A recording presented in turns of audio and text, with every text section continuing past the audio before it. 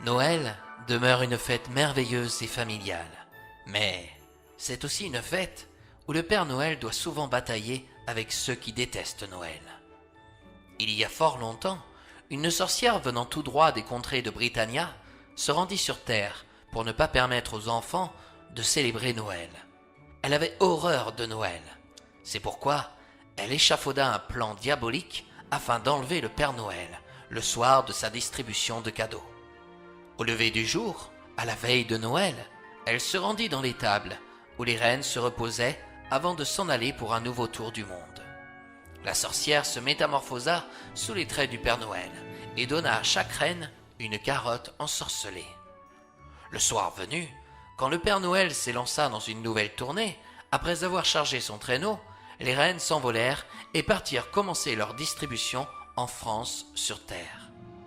La sorcière se réfugiait ce soir-là au-dessus de la forêt de Pimpon, dite Brocéliande, en Ille-et-Vilaine. En passant au-dessus de la maison à cette sorcière, les reines eurent soudainement très mal au ventre.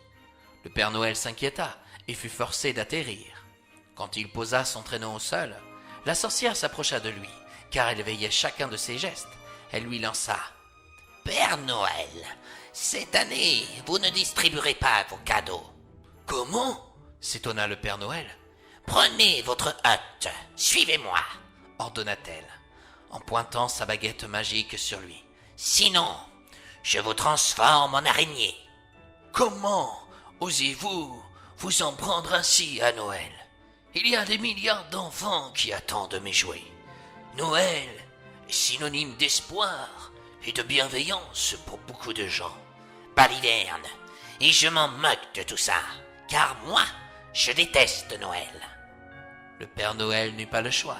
Il suivit la sorcière qui l'enferma dans une prison. Or, dans celle-ci, il ne fut pas seul. Il y avait aussi une fée, Adeline la maladroite. Et oui, elle remplaçait ce soir-là exclusivement le marchand de sable puisqu'il était tombé malade. « Comment allons-nous faire ?»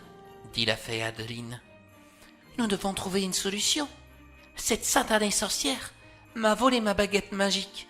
Il me reste un peu de poudre enchantée sur moi, mais je ne vois pas ce que je pourrais en faire. »« Grâce à ta poudre, j'ai bien une idée, » s'enquit le Père Noël. « Dans les poches de mon manteau, je garde toujours quelques jouets. Tu vas prendre ta poudre et en déposer sur ces jouets que j'ai en ma possession afin de leur donner vie. »« Oh, c'est une excellente idée, Père Noël. »« Mais attention, pas de maladresse, Adeline. »« Bien sûr, ça va de soi. » Le Père Noël sortit un bataillon de petits soldats, un ours en peluche et une poupée de Miraculous. « Oh, vous n'auriez pas Chat Noir avec vous ? » ?»« Ah non, il est resté dans ma hotte. Mais vite, Adeline, cette sorcière veut mettre tous mes jouets au feu. » Adeline la maladroite saupoudra les jouets, qui prirent vie.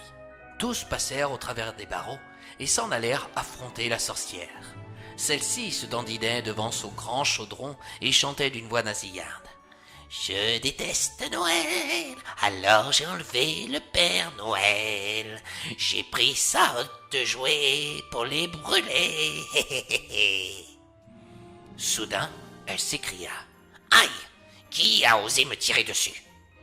La sorcière découvrit des petits soldats de plomb qui tiraient en direction de ses mollets. Furieuse, elle s'approcha d'eux pour tenter de les écraser. Mais c'était peine perdue. Ils étaient bien trop malins. Rapidement, l'ours en peluche sauta sur elle et tenta de lui mordre son nez crochu. « Aïe, Bartoli Britanor, vous me faites mal. Ah, d'accord, vous souhaitez ma mort, c'est ça.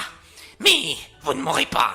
Noël est mort cette année. » La poupée de Miraculous n'avait pas dit son dernier mot. Elle avait aperçu une baguette magique qui dépassait de la poche de la sorcière. Avec son yo-yo, elle attrapa la baguette et l'envoya à la fée emprisonnée. Aussitôt, Adeline la maladroite transforma les barreaux de la prison en guirlandes de Noël. « C'est plus joli, non ?»« En effet, » affirma le Père Noël. « J'ai toujours préféré le rouge. Quoique, le vert n'est pas mal non plus.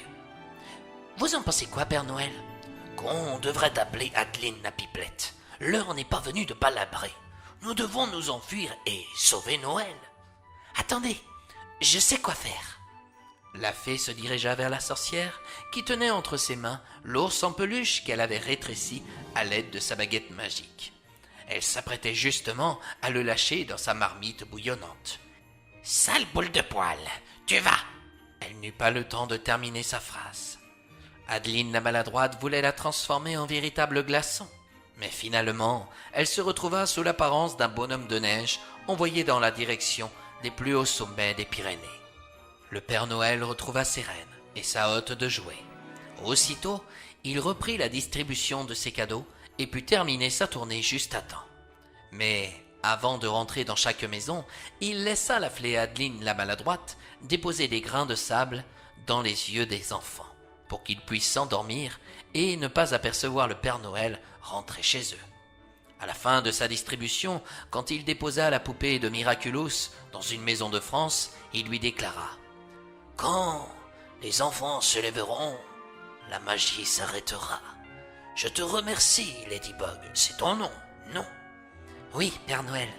Sans toi, je n'aurais jamais pu terminer ma distribution à temps.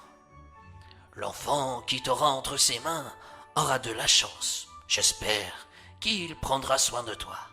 En tout cas, si vous avez besoin de moi, au prochain Noël, vous pourrez toujours compter sur ma bienveillance à votre égard. » La poupée fit un câlin au Père Noël et se laissa déposer près d'un sapin. « Quant à toi, Adeline, merci. Ça aurait été une catastrophe si un de ces bambins m'avait aperçu. »« Cela ne vous est jamais arrivé qu'on vous voit ? » ?»« Adeline, tu es trop bavarde et très curieuse aussi. Je préfère laisser la magie planer sur cette question qui restera sans réponse. » Le Père Noël ramena Adeline la maladroite à Britannia, puis retourna chez lui se reposer après une nuit bien mouvementée. Et c'est ainsi, mes amis, que cette histoire se termine. Oui, je sais, vous devez vous demander ce qu'il est advenu à la sorcière essayant d'abolir Noël, car effectivement, la France n'est pas le pôle Nord, il n'y fait pas constamment froid.